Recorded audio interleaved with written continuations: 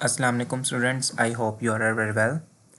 सो आप लोगों के साथ में रिकॉर्डेड लेक्चर नंबर 18 शेयर कर रहा हूं और पांडास का लेक्चर नंबर 3, जिसमें हम लोग आज पढ़ेंगे कॉन्केट मेथड्स और मर्ज फंक्शंस, और फिर एट द एंड हम लोग आज अपने रियल वर्ल्ड डाटा के ऊपर भी साथ साथ इम्प्लीमेंट करेंगे। सो सबसे पहले हम लोगों ने कर लिया है कि इम्पोर्ट पांडास की पाइथन की लाइब्रेरीज पांडास को हमने इंपोर्ट कर लिया है। उसके बाद यहाँ पे मेरे पास कुछ रैंडमली अभी मैंने मैनुअली डाटा क्रिएट किया है, जिसको मैंने नाम दे दिया है कि ये वेरिएबल एम्प्लॉय अंडरस्कोर डेटा है, जिसमें मेरे पास name, father name, age, department, city और सैलरीज मौजूद हैं। उसके बाद मैंने इसको साथ ही साथ मैंने इसको एक ही सेल के अंदर डाटा फ्रेम में भी इसको कन्वर्ट कर लिया है, और डाटा फ्रेम का जो वेरिएबल नेम मैंने पास किया है that is df underscore EMP। सो इसको हम रन करेंगे तो हमारे पास ऑटोमेटिकली जो आउटपुट डिक्लेयर होगी वो डेटा फ्रेम में डिक्लेयर हो जाएगी। सो यहाँ पे मेरे पास इस वक्त टोटली 9 रिकॉर्ड्स मौजूद हैं। उसके बाद यहाँ पे मेरे पास एक और नया डिक्शनरी या फिर मेरे पास रिकॉर्ड मौजूद है, जिसमें name, father name, age, department, city, salary same है, जो कि इस फर्स्ट वाले डेटा फ्रेम के कॉलम्स के अकॉर्डिंग ही मैंने लिखे हैं या फिर लिए हैं, टेबल बनाया है। अब बेसिकली ये मुझे क्यों यहाँ पे ज़रूरत पड़ी कि दोनों ही जो मेरे पास डेटा फ्रेम्स हैं उनके सेम ही रिकॉर्ड्स यहाँ पे मौजूद हैं, यानी कि रिकॉर्ड से मुराद है कॉलम्स के नाम सेम है, क्योंकि यहाँ पे भी name, father name, age, department, city और सैलरी मौजूद है, और इस वाले डेटा फ्रेम के अंदर भी मेरे पास यही मौजूद है, name, father name, age, department, city और सैलरी। बेसिकली हम जो अपना फर्स्ट फंक्शन आज की क्लास का यूज़ करेंगे दैट इज़ कॉन्केट, और कॉन्केट मेथड काम करता है आपके डेटा के ऊपर, जहाँ पे वो दो डेटास के रिकॉर्ड्स को मिला देता है, मर्ज करता है।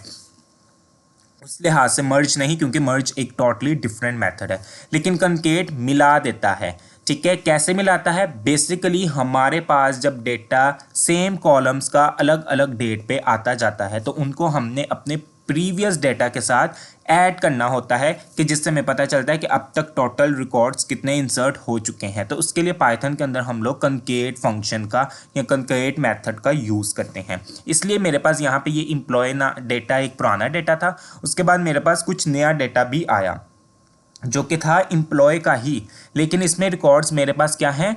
डिफरेंट हैं। कॉलम नेम सेम है, कॉलम नेम और रिकॉर्ड्स में डिफरेंस है। कॉलम नेम्स को हम लोग फील्ड भी कहते हैं, लेकिन रिकॉर्ड्स हमारे पास ये एक्चुअली जो ये डेटा होता है ये रिकॉर्ड्स होते हैं हमारे पास। सो यहाँ पे मेरे पास डिफरेंट रिकॉर्ड्स हैं, लेकिन कॉलम नेम्स यहाँ पे मेरे पास सेम है, और यहाँ पे भी मेरे पास कॉलम नेम सेम है लेकिन रिकॉर्ड्स डिफरेंट है। यहाँ पे मेरे पास टोटल 9 रिकॉर्ड्स हैं, यहाँ पे 5 रिकॉर्ड्स हैं। तो अब मेरे पास ये एक अलग डाटा है रिकॉर्ड्स की निस्बत, और ये अलग डाटा है। मुझे इन दोनों डाटा को मिलाकर एक नया डाटा क्रिएट करना है, जिसमें इन दोनों को मिलाकर इनकी आउटपुट या टोटल रिकॉर्ड्स डिस्प्ले किए जाएं। तो उसके लिए हम लोग पाइथन के अंदर कॉन्केट फंक्शन का यूज़ करते हैं। सिंपल हम लोग यहाँ पे एक वेरिएबल डिक्लेयर करेंगे दैट इज़ कॉन्केट इक्वल। अब ये पांडास के अंदर यूज़ होने वाला फंक्शन है, इसलिए हम लोग pd डॉट लिखेंगे, और pd डॉट के बाद भी हम लोग यहाँ पे लिखेंगे concat, pd dot concat. Then इसकी पैरेंथेसिस के अंदर अब हम इन दोनों डेटा फ्रेम्स के हम लोग वेरिएबल्स को पास करेंगे, जहाँ पे डेटा फ्रेम स्टोर है, df underscore emp and then df underscore new. लेकिन यहाँ पे हम दोनों डेटा फ्रेम के वेरिएबल्स में से कोई भी वेरिएबल सबसे पहले पास कर सकते हैं। अगर मुझे स्टार्टिंग के जो रिकॉर्ड्स हैं वो अगर मुझे ये df अंडरस्कोर ep के ही दिखाने हैं, तो मैं फिर यहाँ पे सबसे पहले df अंडरस्कोर स्क्वायर ब्रैकेट्स के अंदर, क्योंकि मेरे पास दो डिफरेंट डेटा फ्रेम्स है, और उसके बाद df अंडरस्कोर न्यू।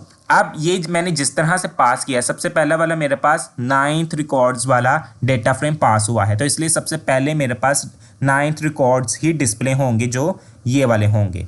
और उसके बाद यहाँ पे इंडेक्स आप देख लें 8 है, लेकिन जैसे ही मैं अपने कॉन्केट वाले मेथड को इस सेल को रन करूँगा तो 8 के बाद मेरे पास 9 इंडेक्स पे ये वाला रिकॉर्ड डिस्प्ले होगा। क्यों रिकॉर्ड डिस्प्ले होगा? क्योंकि हमने कॉन्केट मेथड यूज़ किया है, जो दोनों डेटास जिनके अंदर रिकॉर्ड्स डिफरेंट होते हैं लेकिन उन दोनों टेबल्स के जो कॉलम्स नेम होते हैं वो सेम होते हैं।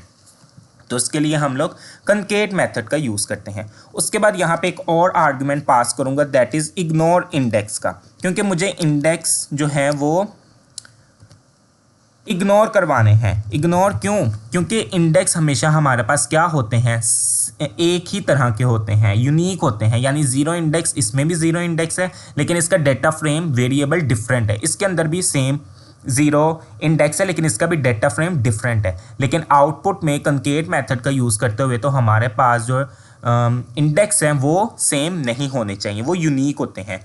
तो यहाँ पे 0 इंडेक्स की जगह मुझे 8 इंडेक्स के बाद 9 इंडेक्स चाहिए, और 9 इंडेक्स में मेरे पास रिकॉर्ड कंकेट मेथड में होना चाहिए सारा का या शहर का। तो इसलिए यहाँ पे मैं इक्वल इसकी वैल्यू लिख दूंगा ट्रू, और उसके बाद मैं df अंडरस्कोर कंकेट को कॉल करूँगा। तो ये देखें मेरे पास ये आउटपुट यहाँ पे डिस्प्ले हो चुकी है। ये देखें 0 से लेकर 8 तक मेरे पास एम्प्लॉय डेटा वाले रिकॉर्ड्स यहाँ पे मौजूद थे, और उसके बाद मेरे पास देखें यहाँ पे बिल्कुल 8 इंडेक्स के बाद 9 इंडेक्स में मेरे पास कौन आई है, सहर खान आई है। सो इसलिए हमने यहाँ पे ये आर्गुमेंट इग्नोर इंडेक्स का पास किया था। सो कंकेट मेथड हम लोग यूज़ करते हैं दो डेटा फ्रेम्स को कंबाइन करने के लिए, उनके रिकॉर्ड्स को कंबाइन करने के लिए we should use concat function और concat method in Pandas. So I hope कि ये कॉन्सेप्ट आपको क्लियर हुआ होगा। देन नेक्स्ट हमारे पास है कि अगर हमने ऐड करना है, बेसिकली यहाँ पे हम एक नया कॉलम ऐड कर रहे हैं लेकिन एक बिल्ट इन फंक्शन लैम्डा का यूज़ करते हुए। अब ये लैम्डा बिल्ट इन फंक्शन क्या है वो हम लोग देखते हैं। लैम्डा हमारे पास एक बिल्ट इन फंक्शन है जो क्या काम करता है कि कोड को और ज़्यादा सिंपल कर देता है। यानी कि हम लोग यहाँ पे लैम्डा फंक्शन का यूज़ करते हुए भी वो काम कर सकते हैं जो प्रीवियस पांडास के लेक्चर में हमने एक नया कॉलम ऐड करते हुए टोटली काम मैन्युअली किया था। लाइक यहाँ पे हमने जो फर्स्ट स्लाइड में काम किया था नंबर्स कॉलम्स को ऐड करने का, तो लैम्डा हमारे पास इस काम को भी ज़रा सिमिलर कर देता है क्योंकि कंडीशन के अकॉर्डिंग ये लैम्डा फंक्शन वर्क करता है। सो अभी हम इसको यहाँ पे इम्प्लीमेंट करते हैं तो देन आपको अंडरस्टैंड हो जाएगा। यहाँ पे मैंने अपना df अंडरस्कोर कंकेट, क्योंकि कंकेट में ही मेरे पास अब तमाम तर फंक्शंस मौजूद हैं, लेकिन बेसिकली मुझे यहाँ पे काम क्या करना है, मुझे यहाँ पे एक नया कॉलम, चूँकि एम्प्लॉय का कॉलम है तो मुझे इस नए कॉलम पे ज़रा बोनस ऐड करना है। हर एम्प्लॉय को मुझे बोनस देना है, और बोनस जाहिर सी बात है हम लोग सैलरी के ऊपर इम्प्लीमेंट करते हैं बोनस को, और बोनस में हमारे पास क्या है, परसेंटेज के अकॉर्डिंग मुझे 5% बोनस इम्प्लीमेंट करना है, तो उसके लिए मैं 0.05 लिखूँगा। बेसिकली हम लोग परसेंटेज में नहीं लिखते तो इसलिए 0.055% ही कहलाता है। किस तरह से अब इम्प्लीमेंट होगा वो हम देखते हैं। चूँकि मुझे कंकेट वाले डेटा फ्रेम के अंदर ही नया कॉलम ऐड करना है, दैट इज़ बोनस। उसके बाद यहाँ पे मैं यूज़ करूँगा df अंडरस्कोर कंकेट, और उसके बाद यहाँ पे मेरे पास पैरेंथेसिस आ जाएंगी, सॉरी स्क्वायर ब्रैकेट्स। और किस कॉलम के अकॉर्डिंग मुझे इम्प्लीमेंट करना है, तो डेफिनेटली सैलरी के अकॉर्डिंग। अब लैम्डा से पहले एक और बिल्ट इन फंक्शन यूज़ होगा, डेट इज़ मैप। अब ये मैप फंक्शन क्या काम करेगा, मैप फंक्शन हर एक एम्प्लॉय की सैलरी के ऊपर बोनस रेट अप्लाई करता जाएगा। मैप क्या काम करेगा, सबसे पहले बंदे की सैलरी पकड़ेगा कि हाँ इस जो रिकॉर्ड ये वाला पहला मौजूद है इसके अंदर सैलरी मौजूद है, तो वो उसको सैलरी के अकॉर्डिंग उसको बोनस रेट अप्लाई कर देगा। सो मैप का मतलब होता है कि वो एक एम्प्लॉय को गेट करता है, उसकी सैलरी को गेट करता है कि हाँ इस रिकॉर्ड में सैलरी मौजूद है, इस रिकॉर्ड के अंदर भी सैलरी वाला कॉलम मौजूद है, इस रिकॉर्ड के अंदर। जब तक वो लास्ट वाले एम्प्लॉय की सैलरी के ऊपर बोनस रेट अप्लाई नहीं कर देता मैप फंक्शन कैरी ऑन रहेगा। लेकिन जैसे ये याहिया जाहिद मजीद का सैलरी के ऊपर बोनस रेट अप्लाई हो जाएगा, उसके बाद मैप फंक्शन क्या करेगा, स्टॉप हो जाएगा, क्योंकि उसके आगे फिर उसको कोई भी और रिकॉर्ड नहीं मिलेगा। और इसकी पैरेंथेसिस के अंदर अब हम यूज़ करेंगे लैम्डा। ये लैम्डा बिल्ट इन फंक्शन है, तो लैम्डा हम लोग यूज़ करते हैं कि एक ही लाइन के अंदर हम लोग कंडीशन भी दोबारा इंप्लीमेंट कर लेते हैं। अब मेरे पास इस वक्त एक ही वेरिएबल मौजूद है, दैट इज़ बोनस रेट, तो उसको मैं टेम्परेरी तौर पे फ़िलहाल एक्स असाइन कर देता हूँ। ये बेसिकली वही काम है जो हम लोग फॉर लूप में करते थे कि फॉर लूप में हम लोग आइट्रेबल वेरिएबल कोई भी अलग सा डिफरेंट सा हम लोग असाइन कर देते थे for iterable variable in membership operator, और फिर हमारा वेरिएबल नेम यूज़ होता था फॉर लूप के अंदर। वही काम हमारे पास यहाँ पे सिर्फ लैम्डा कर रहा है। तो लैम्डा का ये हमारे पास कुछ सिंटैक्स होता है। अब ये एक्स वेरिएबल यहाँ पे टेम्परेरी तौर पर काम करेगा जब तक ये सैलरीज चलती जाएंगी। सो पहले एम्प्लॉय की सैलरी आएगी, वो मैप फंक्शन गेट करेगा कि हाँ एम्प्लॉय का रिकॉर्ड मौजूद है, उसके अंदर सैलरी भी मौजूद है। वो क्या करेगा, गेट करेगा और लैम्डा के इस टेम्परेरी वेरिएबल एक्स को असाइन कर देगा, क्योंकि यहाँ पे ही हमने क्या काम करना है, बेसिकली इम्प्लीमेंट करना है। तो सैलरी को हमने फ़िलहाल यहाँ पे एक्स वेरिएबल असाइन कर दिया। उसके बाद इसको मल्टीप्लाई कर देंगे किसके साथ, बोनस अंडरस्कोर रेट के साथ। सो यहाँ पे हम df अंडरस्कोर कनकेट फंक्शन को दोबारा यहाँ पे कॉल करेंगे। तो यहाँ पे ये देखें मेरे पास यहाँ पे बोनस हर एक उसकी सैलरी के मुताबिक 5% इम्प्लीमेंट हो चुका है। तो यहाँ पे हमारे पास इस तरह से ये मैप और लैम्डा वर्क करता है कि यहाँ पे ये मैंने टेम्परेरी वेरिएबल जो कि सैलरी के अकॉर्डिंग यूज़ किया है। मैप फंक्शन हर एक एम्प्लॉय के पास जाएगा, मैप करेगा कि हाँ सैलरी है, सैलरी वाले कॉलम के अंदर इसकी सैलरी नंबर्स के अंदर मौजूद है। वो वहाँ से सैलरी उठाएगा और इस एक्स वेरिएबल को मुख्तसर वक्त के लिए दे देगा। क्यों देगा, क्योंकि यहाँ पे ये एक हमने कंडीशन इंप्लीमेंट की है एक्स मल्टीप्लाई बाय 0.05। तो जैसे ही 60,000 के साथ 0.05 मल्टीप्लाई होगा तो आंसर आएगा 3000। इसका मतलब है कि सैलरी के अकॉर्डिंग बोनस कितना दिया गया है, 3000 दिया गया है। तो यहाँ पे x के तौर पर ये सैलरीज के ये नंबर्स आते जाएंगे और उस पर बोनस इंप्लीमेंट होके ये उनको असाइन होते जाएंगे। सो इसके लिए हमने ये दो built in function map with lambda का यूज़ किया है। आई होप कि ये कॉन्सेप्ट आपको क्लियर हुए होंगे। देन ओके, नेक्स्ट हमारे पास जो थर्ड फंक्शन है या मेथड है दैट इज़ मर्ज। अभी तक हमने लैम्डा विद मैप और हमने कनकेट फंक्शन को पढ़ा है। अब हमारे पास थर्ड पे है मर्ज फंक्शन या मर्ज मेथड इन पांडास। बेसिकली जो मर्ज मेथड काम करता है वो एक SQL के जॉइंट्स की तरह वर्क करता है, SQL के जॉइंट्स की तरह। अब यहाँ पे अगर आप लोग इस मेथड को या मर्ज को और जॉइंट्स को अगर आप अच्छी तरह पे यहाँ पे समझ लेंगे तो फिर SQL के टॉपिक में आपको ज़्यादा डिटेल से समझने की ज़रूरत नहीं पड़ेगी, क्योंकि आपके पहले से ही कॉन्सेप्ट क्लियर होंगे। सो यहाँ पे हम लोग यूज़ करेंगे मर्ज फंक्शन। बेसिकली मर्ज कहते हैं जब दो डिफरेंट टेबल्स, लेकिन उन दोनों डिफरेंट टेबल्स के अंदर एक कॉलम यूनिक होता है, एक कॉलम यूनिक होता है, उसके बिहाफ पे हम दोनों के रिकॉर्ड्स को मर्ज करते हैं।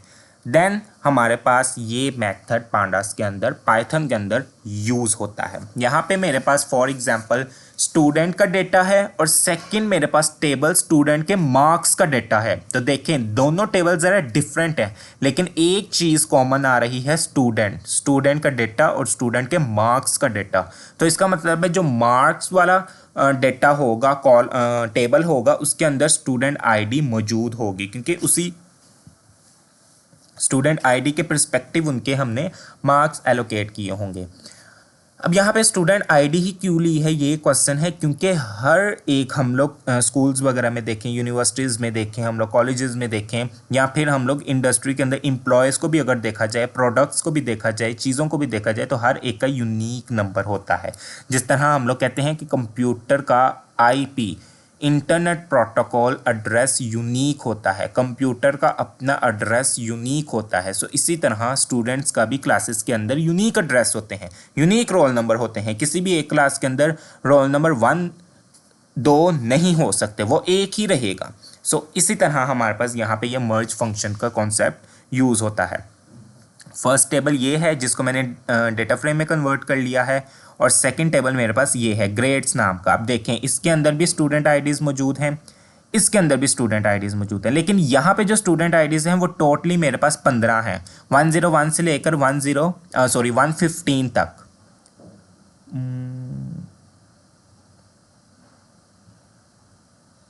यस 115 तक। लेकिन हो सकता है कि ग्रेड्स वाला जो टेबल है उसके अंदर हो सकते हैं मेरे पास कुछ स्टूडेंट्स के ग्रेड्स ना हो, किसी रीज़न की वजह से उन्होंने पेपर ना दिए हों या फेल हो गए हों, तो उस वजह से, या उनका रिकॉर्ड मिस हो गया हो। समटाइम्स ऐसी भी आती हैं इश्यूज़ रियल वर्ल्ड डाटा के भी अंदर। देन फिर हम लोग जॉइंट्स का फंक्शन यूज़ करते हैं कंबाइन करने के लिए, यूनिक रिकॉर्ड्स को कंबाइन करने के लिए कॉमन रिकॉर्ड्स को, जो मिलते जुलते रिकॉर्ड्स होंगे उनको आउटपुट में डिस्प्ले करवाने के लिए हम लोग एसक्यूएल के अंदर जॉइंट्स और पाइथन के अंदर मर्ज फंक्शन का यूज़ करते हैं।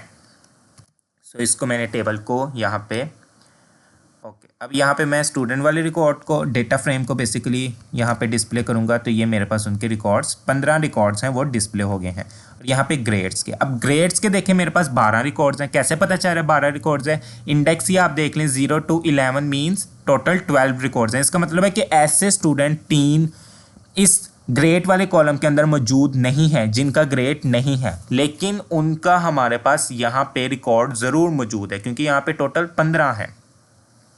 तो अब हम वही देखेंगे कि कौन से ऐसे स्टूडेंट्स हैं जिनका रिकॉर्ड मौजूद नहीं है, तो हमारे पास फिर आउटपुट उसी तरह से वर्क करेगी। सो देखते हैं हम लोग यहाँ पे। नंबर 1 हमारे पास मर्ज फंक्शन है। मर्ज फंक्शन हमारे पास एसक्यूएल जॉइंट्स के तौर पर वर्क करता है, जो मैं आपको पहले ही बता चुका हूँ। अब इसको किस तरह से राइट करेंगे वो हम देखते हैं। मैंने यहाँ पे लिखा df_merge, ओके, देन pd, क्योंकि पांडास के अंदर ये यूज़ होने वाला बिल्ट इन फंक्शन है, सो इसलिए pd.merge MERGE मर्ज। अब किन किन को मर्ज करना है? मैंने df_std को मर्ज करना है। सेकंड मैंने df_grade को मर्ज करना है। std है, यस, ओके। देन यहाँ पे ये मैंने दोनों डेटा फ्रेम्स के नाम बता दिए। अब यहाँ पे हम लोग स्क्वायर ब्रैकेट के अंदर नहीं लिखेंगे, जिस तरह हम लोगों ने कॉन्केट के अंदर स्क्वायर ब्रैकेट्स के अंदर अपने डेटा फ्रेम को लिखा था इस तरह से। मर्ज में इस तरह से हम नहीं लिखेंगे। मर्ज में हम लोग सिंपली कॉमास देते हुए अपने दोनों डेटा फ्रेम्स के नंबर्स को या नेम को पास करेंगे। उसके बाद यहाँ पे ये 2 आर्ग्यूमेंट्स या पैरामीटर्स तो चलेंगे कि इन डेटा फ्रेम्स के अकॉर्डिंग मर्ज करना है, लेकिन अब थर्ड हमारे पास यहाँ पे पैरामीटर्स जाएगा, that is on. Basically on बताते हैं कि किस कॉलम के अकॉर्डिंग, क्योंकि मैंने आपको अभी बताया है कि जब मर्ज या फिर जॉइंट्स का फंक्शन हम यूज़ करते हैं 2 टेबल्स के दरमियान, तो हमेशा उन 2 टेबल्स के अंदर एक कॉलम यूनिक होना चाहिए। यूनिक से मुराद है कि दोनों टेबल्स में सेम एक कॉलम तो लाजमी होना चाहिए, उसी के अकॉर्डिंग हम लोग मर्ज करते हैं। तो अभी मैंने आपको बताया कि हमारे पास दोनों के अंदर स्टूडेंट आईडीज़ क्या थी? सेम थी। ये देखिए दोनों टेबल्स के अंदर हमारे पास ये स्टूडेंट आईडी सेम है, यानी कॉलम सेम है। अंदर रिकॉर्ड सेम हो या ना हो वो एक डिफरेंट है, लेकिन स्टूडेंट आईडी नाम का कॉलम सेम है। ये हमारे पास जस्ट छोटा सा यहाँ पे हमने देखें अपना कोड लिखा है, तो हमारे पास आउटपुट इसी के अकॉर्डिंग आएगी। अब देखें मेरे पास यहाँ पे सेकंड टेबल में टोटल 11 रिकॉर्ड्स थे। जो ये मर्ज का ये वाला कोड है ना, ये वाला जो फंक्शन है, इसको कहते हैं इनर जॉइन। बाय डिफ़ॉल्ट अगर हम लोग कोई जॉइंट, 4 तरह की जॉइंट है, inner join, left join, right join और आउटर जॉइन, जो हम मर्ज फंक्शन में पढ़ेंगे और एसक्यूएल के अंदर भी।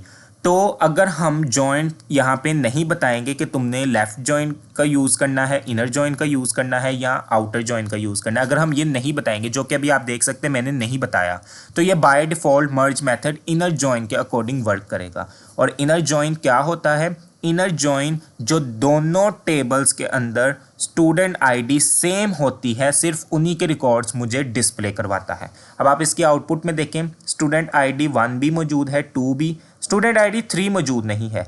तो इसका मतलब है कि स्टूडेंट आईडी 103 स्टूडेंट वाले डेटा फ्रेम के अंदर मौजूद है, Mehtab Anwar, full stack development 29, लेकिन इसका मतलब है कि ये ग्रेड्स वाले के अंदर इसका रिकॉर्ड मौजूद नहीं है।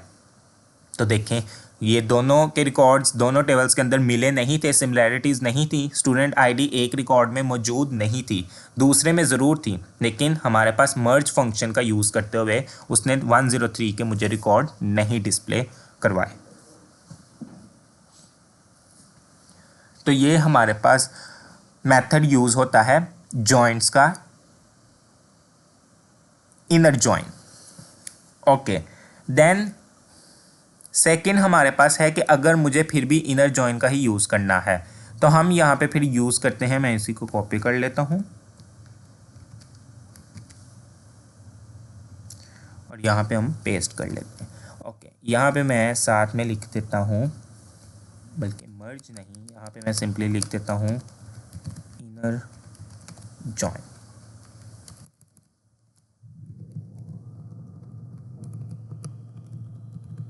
ओके, यहाँ पे अब मैं सेम कोड, मेरे पास ये एग्जैक्ट पैरेंथेसिस के अंदर ये सेम वैल्यू सेम ही रहेंगी, ऐसे ही रहेंगी, सिर्फ यहाँ पे चौथा आर्ग्यूमेंट पास हो जाएगा, date is how.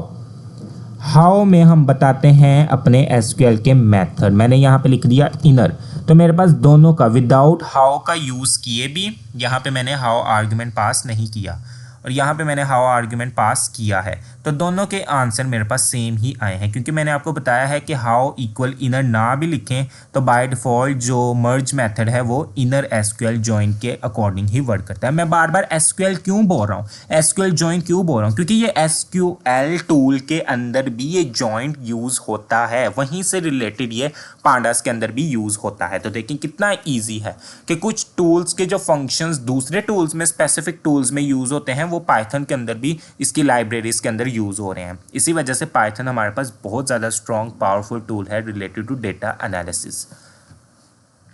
So same ही रिकॉर्ड्स है, यहाँ पे भी 103 का रिकॉर्ड नहीं डिस्प्ले हो रहा। क्यों? क्योंकि स्टूडेंट वाले डेटा फ्रेम के अंदर 103 का रिकॉर्ड मौजूद था, लेकिन ग्रेड्स वाले डेटा फ्रेम के अंदर 103 का रिकॉर्ड मौजूद नहीं था, इसलिए हमारे पास फिर ये मौजूद ही नहीं। क्योंकि इनर जॉइन में दोनों टेबल्स की जो स्टूडेंट आईडीज मिलती होंगी उन्हीं का रिकॉर्ड डिस्प्ले होगा। देन हमारे पास सेकंड है यहाँ पे एसक्यूएल का ही फंक्शन यूज़ करते हुए, दैट इज लेफ्ट जॉइन। यहाँ पे सेम एग्जैक्ट कोड सेम ही रहेगा, बस हाउ में हम लिख देंगे लेफ्ट।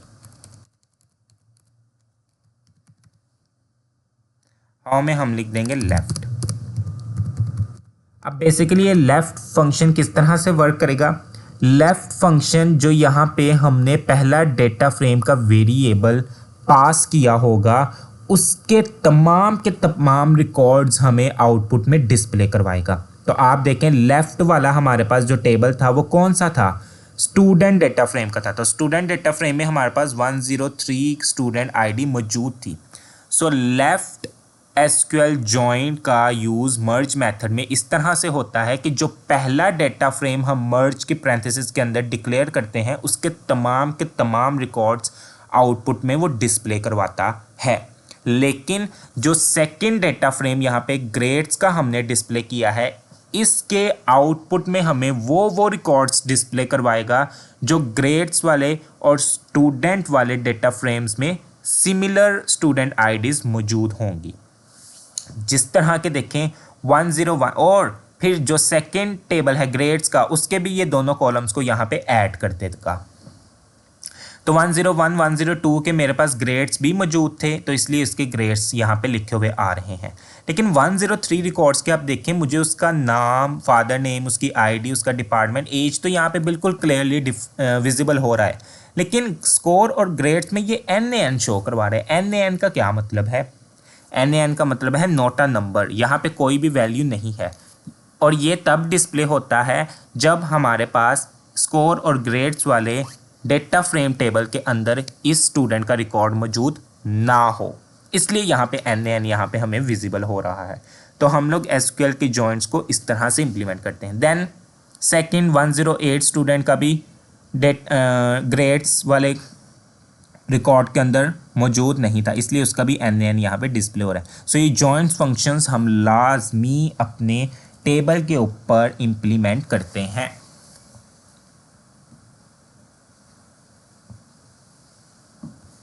सेम एग्जैक्ट इसी तरह से हम लोग राइट जॉइन का भी यूज़ करते हैं, और राइट जॉइन जो है वो हमारे पास लेफ़्ट जॉइन का रिवर्स है। राइट जॉइन हमारे पास लेफ़्ट जॉइन का रिवर्स यूज़ होता है। रिवर्स क्यों मैं कह रहा हूँ, क्योंकि लेफ़्ट जॉइन में जो पहला वाला डेटा फ्रेम हमने मर्ज के पैरेंथेसिस में डिक्लेयर किया होता है उसके तमाम के तमाम रिकॉर्ड्स डिस्प्ले करवाता है, और सेकंड वाले डेटा फ्रेम के सिर्फ वो रिकॉर्ड्स डिस्प्ले करवाता है जो दोनों टेबल्स के अंदर यूनिक आईडीज़ मौजूद हों। तो राइट टेबल के अंदर वो हमें सेकंड वाला जो डेटा फ्रेम है उसके तमाम के तमाम रिकॉर्ड्स डिस्प्ले करवाएगा, लेकिन फर्स्ट वाले टेबल्स के सिर्फ उनके रिकॉर्ड्स डिस्प्ले करवाएगा जो वहाँ पे उस वक्त मौजूद होंगे। तो इस वक्त हमारे पास जो है वो सिमिलैरिटीज़ ही यहाँ पे नज़र आएंगी, क्योंकि फ़र्स्ट वाले जो कॉलम है स्टूडेंट आईडीज़ के अंदर हमारे पास तमाम के तमाम रिकॉर्ड्स डिस्प्ले थे, इसलिए राइट में वो थोड़ा सा डिफरेंट दिखाएगा। और उसके बाद लास्ट जॉइन है हमारे पास outer join. Outer join basically दोनों टेबल्स के तमाम रिकॉर्ड्स डिस्प्ले करवाएगा, वो चाहे कुछ मौजूद हैं या मौजूद नहीं है, वो सब के सब रिकॉर्ड्स हमें डिस्प्ले करवाएगा।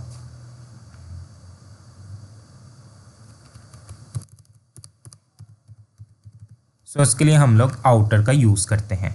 तमाम के तमाम जो यहाँ पे रिकॉर्ड्स मौजूद होंगे फर्स्ट टेबल के अंदर बी या नहीं बी, सब के सब रिकॉर्ड्स हमें डिस्प्ले करवाएगा।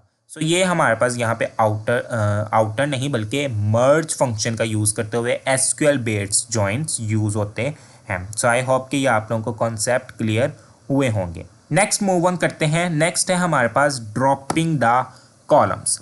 अब अगर हमने पांडास का यूज़ करते हुए पाइथन का यूज़ करते हुए हमने अपने टेबल में से कुछ रिकॉर्ड्स को अगर ड्रॉप करना है, मतलब डिलीट करना है, ख़त्म करना है, तो उसके लिए हमारे पास जो बिल्ट इन फंक्शन यूज़ होता है डेट इज़ ड्रॉप। अब यहाँ पे दो आ जाते हैं मसाइल कि आपने कॉलम वाइज डिलीट करना है या फिर रो वाइज। रो वाइज से मुराद है कि पूरे का पूरा रिकॉर्ड, स्पेसिफिक पर्सन का रिकॉर्ड पूरे का पूरा डिलीट करना है, तो उसका हमारे पास डिफरेंट एक मेथड आएगा। और अगर हमने कॉलम वाइज यानी पूरा का पूरा कॉलम सब स्टूडेंट्स के एक स्पेसिफिक कॉलम के रिकॉर्ड्स को डिस्प्ले करवाना है, तो उसका हमारे पास डिफरेंट मेथड यूज़ होगा। सबसे पहले हम कॉलम वाइज देखते हैं। फॉर एग्जांपल मेरे पास ऊपर df_grades का कॉलम है, मुझे उसमें से एक कॉलम डिलीट करना है, तो यहाँ पे मैं सिंपल यूज़ करूँगा ड्रॉप के पैरेंथेसिस में मैं बताऊंगा कि कौन सा कॉलम मुझे डिलीट करना है। सो मैंने यहाँ पे ग्रेड का कॉलम बता दिया, क्योंकि ग्रेड्स कॉलम मेरे पास ग्रेड वाले के अंदर मौजूद है। उसके बाद यहाँ पे एक और आर्गुमेंट पास होगा दैट इज़ एक्सिस। तो हमने अपनी numpy लाइब्रेरी में देखा था कि 1 एक्सिस कॉलम के लिए यूज़ होता है और 0 एक्सिस रोज के लिए यूज़ होता है। और अगर मुझे परमानेंटली डिलीट करना है तो उसके लिए मैं क्या यूज़ करूँगा, इन प्लेस ट्रू। तो यहाँ पे अब मैं जैसे ही df_grade को कॉल करूँगा तो ये देखें, ये मेरे पास दो यहाँ पे रिकॉर्ड्स रह गए हैं, स्टूडेंट आईडी और स्कोर। और अगर आप पहले यहाँ पे देखें ग्रेड्स वाला डेटा फ्रेम, तो यहाँ पे देखें स्टूडेंट आईडी, स्कोर और ग्रेड्स भी मौजूद थे। अब मैंने कॉलम वाइज ये पूरे के पूरे कॉलम्स को, ग्रेड वाले पूरे के पूरे कॉलम्स को ही डिलीट कर दिया है, तो इसके लिए मेरे पास ड्रॉप एक्सिस इक्वल 1 यूज़ होगा। और सेम एग्जैक्ट मेरे पास पैटर्न यूज़ होगा,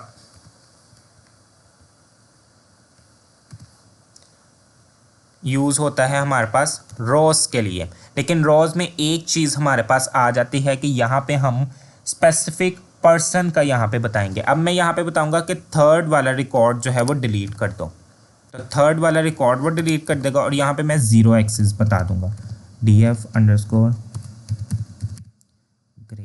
तो थर्ड वाला जो रिकॉर्ड था वो मेरे पास यहाँ पे देखें अकॉर्डिंग टू इंडेक्स, वो मेरे पास यहाँ पे उसका पूरा का पूरा रिकॉर्ड ख़त्म हो गया है, ड्रॉप हो गया है। तो इस तरह से हम लोग ड्रॉप मेथड्स यहाँ पे यूज़ करते हैं अपने पाइथन के अंदर, पांडास के अंदर।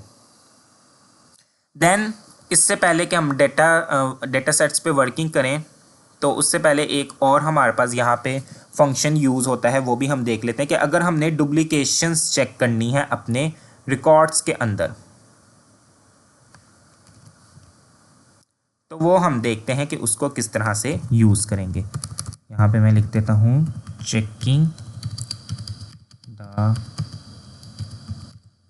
Duplicates values. तो उसका हमारे पास किस तरह से वो फंक्शन यूज़ होता है। तो यहाँ पे मैंने df_std यूज़ किया कि मुझे std वाला जो डेटा फ्रेम है उसके अंदर से डुप्लीकेशंस बताओ। मैंने यहाँ पे फिर लिख दिया डुप्लीकेट। यहाँ पे हमारे पास बिल्ट इन फंक्शन यूज़ होता है डेट इज़ डुप्लीकेटेड।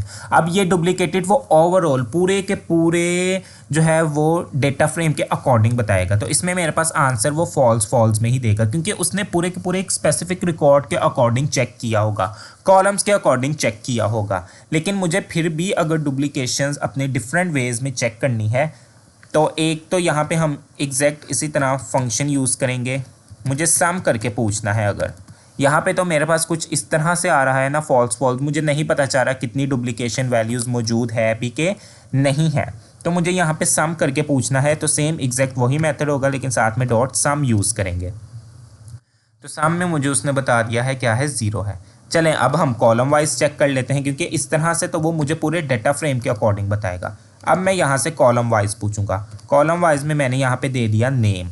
नेम देखते हैं मौजूद है कि नहीं। ठीक है, नेम है हमारे पास।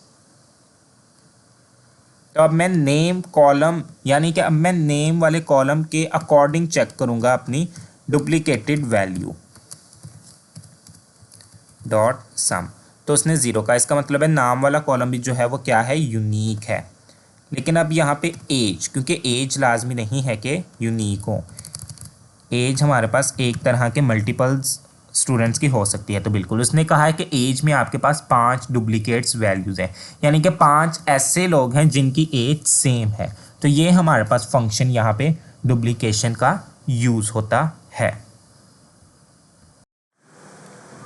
ओके सो नाउ अब हम देखते हैं कि किस तरह से डेटा सेट्स पे हमने एक्चुअली अब वर्किंग करनी है। तो वो अब हम देखते हैं। मेरे पास 2 तरह के डेटा सेट हैं, एक कस्टमर्स का और एक प्रोडक्ट्स का मेरे पास डेटा मौजूद है। अब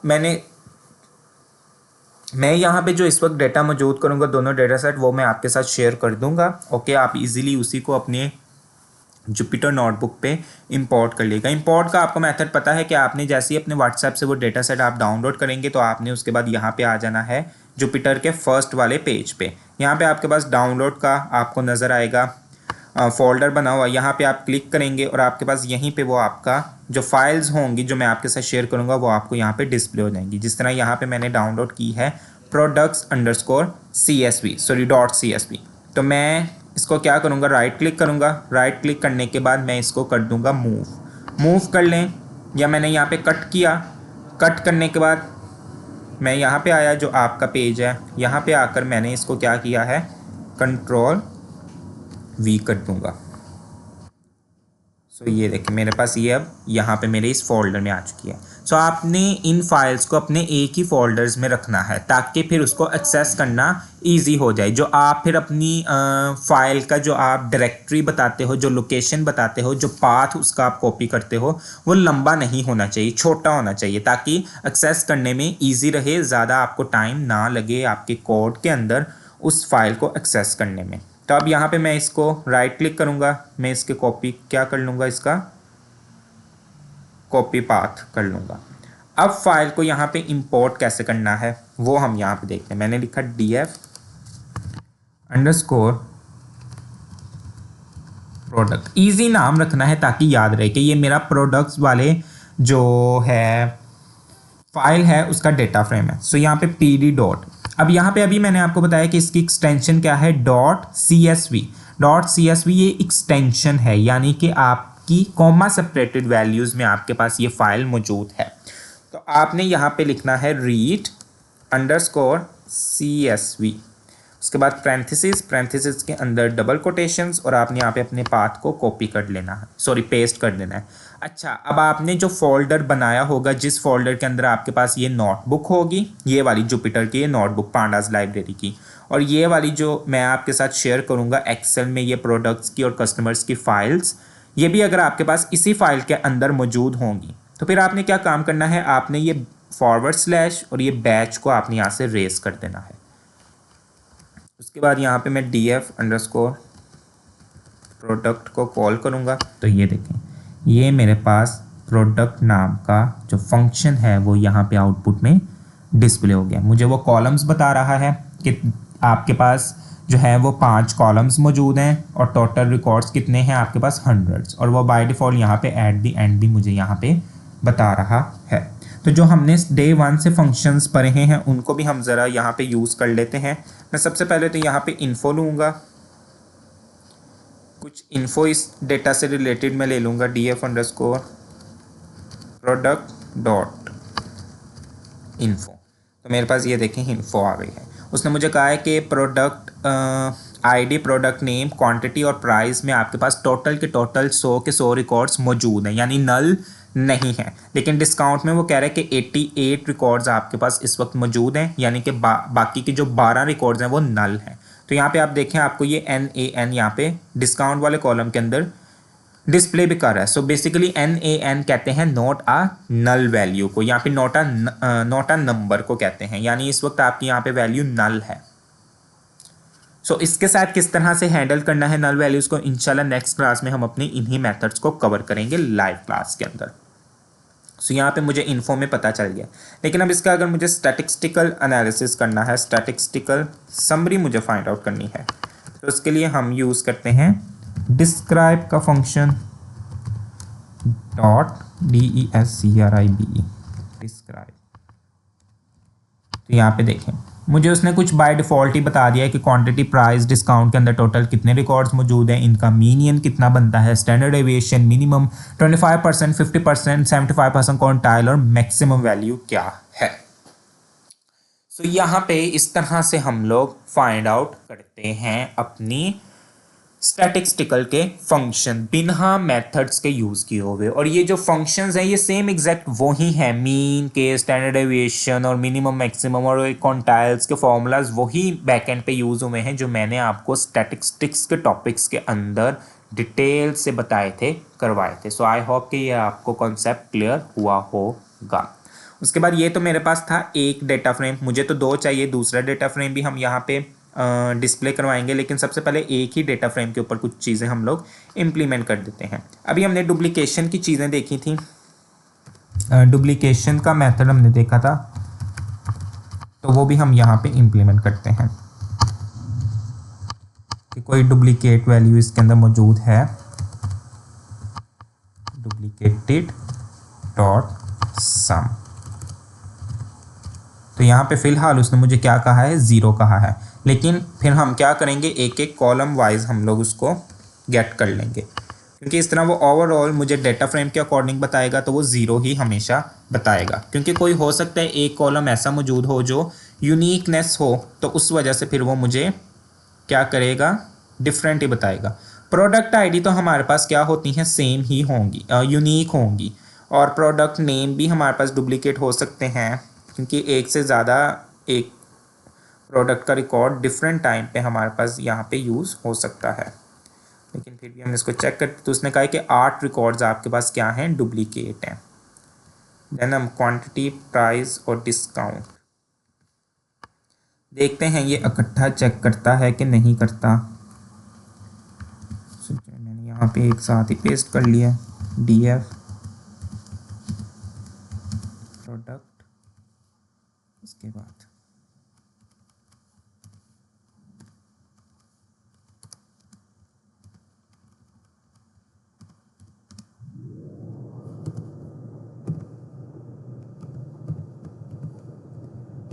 डॉट डुप्लीकेटेड डॉट सम। लेकिन यहाँ पे चूंकि ओके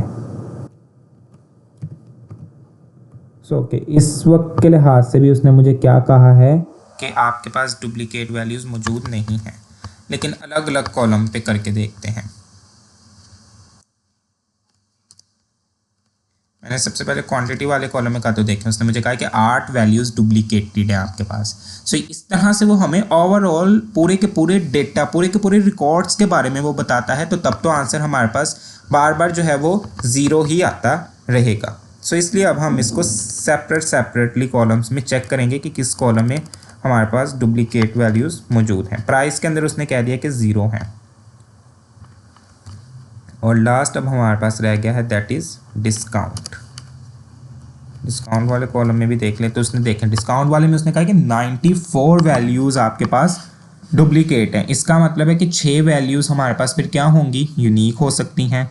तो इस तरह से हम लोग डुप्लीकेशंस अपने डेटा के अंदर चेक करते हैं। आई होप कि ये कॉन्सेप्ट आप लोगों को क्लियर हुए होंगे। ओके, यहाँ पे मैंने कस्टमर्स के भी टेबल को जो है वो यहाँ पे मैंने रीड कर लिया है। बेसिकली ये डॉट रीड CSV फाइल जब हम एक्चुअल डेटा सेट के ऊपर वर्किंग करते हैं, जो फाइल्स की फॉर्म में हमने एक्सट्रैक्ट करनी हो, तो उसके लिए हम ये फंक्शन यूज़ करते हैं, जो कि मेरे पास बैच 305 आप ही के बैच का जो मैंने फोल्डर बनाया है उसी के अंदर मेरे पास ये फाइल्स मौजूद हैं। इसलिए मैंने डे 1 से ही आपको कहा था कि आप भी अलग से फोल्डर अपने बैच के नाम का क्रिएट करें या फिर डेटा एनालिसिस के नाम का क्रिएट करें, और उसके अंदर ही जो भी मैं आपको फाइल्स वगैरह पाइथन जुपिटर नोटबुक की भेजा करूँगा आप वो उसी के अंदर रखें, और प्रैक्टिस की भी आप उसी के अंदर वो फाइल्स या वो नोटबुक्स आप महफूज रखें। सो ये काम सारा आप एक ही फाइल में अगर रखेंगे तो भी चीज़ों को समझना, एक्सट्रैक्ट करना आपके लिए ज़्यादा इजी रहेगा। सो यहाँ पे मैंने कस्टमर्स का भी रिकॉर्ड यहाँ पे आउटपुट में डिस्प्ले करवा दिया। अब जो मर्ज फंक्शन हम लोगों ने यूज़ किया था उसमें आप देखें, मैंने आपको बताया था कि दोनों टेबल्स के अंदर आपके पास कोई ना तो कोई एक, दोनों टेबल में से ही एक कॉलम यूनिक होगा। तो आप देखें प्रोडक्ट वाले कॉलम के अंदर, प्रोडक्ट वाला जो ये टेबल था, प्रोडक्ट वाले टेबल के अंदर प्रोडक्ट आईडी मेरे पास मौजूद थी। इसी तरह कस्टमर वाले टेबल के अंदर भी मेरे पास ये देखें प्रोडक्ट आईडी मौजूद है, ये देखें। तो बेसिकली ये जो मेरे पास ये दोनों कॉलम्स मौजूद, ये दोनों टेबल्स जो मौजूद हैं, ये बेसिकली मेरे पास ई-कॉमर्स से रिलेटेड मौजूद हैं, कि जो ऑनलाइन शॉपिंग्स वगैरह करते हैं तो उसमें जो कस्टमर अपनी इंफॉर्मेशन देता है, अपनी नेम वगैरह, कॉन्टैक्ट नंबर, एड्रेस बताता है, सिटी बताता है, और फिर उसके रिगार्डलेस जो उसने प्रोडक्ट्स का ऑर्डर दिया होता है, परचेज़ की होती हैं, उसकी जो वो कंपनी के अंदर आईडीज़ होती हैं वो अपने कस्टमर के टेबल के साथ रिलेट करते हैं, ताकि एट द एंड वो एनालिसिस करने में ईजी उनको रहे जब जॉइंट्स के फंक्शंस का वो यूज़ करते हैं। यहाँ पे कस्टमर से रिलेटेड भी जो है वो इन्फो वगैरह हम लोग थोड़ी बहुत यहाँ पे एक्सट्रैक्ट कर दे। इसी काम को बेसिकली हम कहते हैं EDA परफॉर्म करना। इसमें मुझे उसने बताया कॉन्टैक्ट वाले नंबर में आपके पास 90 जो है वो नॉन नल रिकॉर्ड्स हैं, यानी 90 मौजूद हैं। इस ईमेल के अंदर 85 मौजूद हैं और सिटी के अंदर 93 मौजूद हैं। बाकी के जो हैं वो थोड़े से नल्स रिकॉर्ड मौजूद हैं। टोटल इसका मतलब है कि 100 रिकॉर्ड्स मेरे पास मौजूद हैं। यहाँ पे हम देख लेते हैं 8 कॉलम्स हैं और 100 रिकॉर्ड्स मौजूद हैं। अब हम मर्ज फंक्शन इन दोनों के ऊपर इम्प्लीमेंट करते हैं। मैंने यहाँ पे लिखा df_merge equal pd.merge।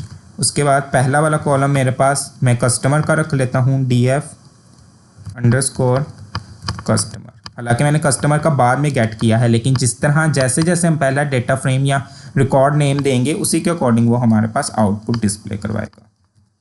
Then pandas किसके प्रोडक्ट किसके अकॉर्डिंग मुझे करवाना है, तो दोनों जो टेबल हैं उनके अंदर मेरे पास प्रोडक्ट आईडी यूनिक थी, और हाउ कौन सा मुझे मर्ज फंक्शन इस पर इम्प्लीमेंट करना है, तो मैं यहाँ पे इनर लिख देता हूँ कि दोनों के अंदर जो यूनिक रिकॉर्ड्स होंगे, यानी कि दोनों टेबल्स के अंदर जो प्रोडक्ट आईडी सेम होंगी, सिर्फ उन्हीं के रिकॉर्ड्स मुझे यहाँ पे डिस्प्ले होंगे। दोनों के अंदर जो प्रोडक्ट आईडी सेम होंगी, रिलेट करती होंगी, मुझे उन्हीं के यहाँ पे देखें रिकॉर्ड डिस्प्ले होंगे। इसमें मुझे कोई भी नल रिकॉर्ड नज़र नहीं आएगा, क्योंकि मेरे पास रिकॉर्ड्स क्या हैं, सेम ही होंगे। ये हमारे पास यहाँ पे इनर फंक्शन इस तरह से यूज़ करता है, मर्ज मेथड यूज़ करता है। अब यहाँ पे मैं कंकेट फंक्शन नहीं यूज़ कर सकता, क्योंकि कंकेट फंक्शन में दोनों जो टेबल्स होते हैं उनके कॉलम्स नेम सेम होते हैं, बस रिकॉर्ड्स डिफरेंट होते हैं, तो तब हम लोग कंकेट फंक्शन यूज़ करते हैं। अदरवाइज हम लोग मर्ज फंक्शन जो एसक्यूएल जॉइंट्स बेस्ड होता है उसी को यूज़ करते हैं। ये था हमारे पास आज का लेक्चर, जिसमें हम लोगों ने कंकेट, मर्ज, लैम्डा फंक्शन को यूज़ किया, और फिर किस तरह से ओरिजिनल डेटा सेट को इंपोर्ट किया जाता है जुपिटर नोटबुक के अंदर, वो भी मैंने आपको फंक्शन बताया, और उसके ऊपर भी कुछ फंक्शंस इंप्लीमेंट करके आपको दिखाए हैं कि जो चीज़ें हम पढ़ रहे हैं वो हमारे पास कहीं ना कहीं इम्प्लीमेंट ज़रूर होंगी। इसीलिए जब EDA एक आपके साथ मैं लाइवली प्रोजेक्ट भी शेयर करूँगा कि EDA किस तरह से सिनेरियो बेस, क्वेश्चंस बेस हम लोग सॉल्व करते हैं अपनी प्रॉब्लम्स को, और इन्हीं चीज़ों के ऊपर फिर आप लोग भी एक प्रोजेक्ट कंप्लीट करेंगे जो मुझे सबमिट करवाएंगे इन्हीं चीज़ों का यूज़ करते हुए, जिसमें आपके साथ मैं डेटा भी शेयर करूँगा। सो प्रैक्टिस ज़रूर कीजिएगा, बहुत आसान चीज़ें हैं, मुश्किल बिल्कुल भी नहीं है। अगर आपकी प्रैक्टिस कंटिन्यू रहेगी और इस चीज़ों के अलावा भी आप प्रैक्टिस करते रहेंगे, खुद से भी फाइंड आउट करके डेटा सेट्स वगैरह, तो आप लोगों के लिए बहुत ज़्यादा हेल्पफुल रहेगा। और जितने अच्छे और ज़्यादा से ज़्यादा प्रोजेक्ट्स होंगे उतनी ही आपकी डिमांड स्किल्स की भी इन्हांस होगी। सो इंशाल्लाह नेक्स्ट क्लास में हम लोग फर्दर फंक्शंस के नल वैल्यूज़ के साथ हैंडल किस तरह से किया जाता है उन चीज़ों को पढ़ेंगे, और साथ ही फिर आपके साथ इंशाल्लाह नेक्स्ट क्लास में ही विजुअलाइजेशंस के भी कुछ टेक्निक्स आप लोगों के साथ शेयर करूँगा, उनको भी इम्प्लीमेंट करेंगे। Thank you so much for listening, take care of yourselves, अल्लाह हाफिज़।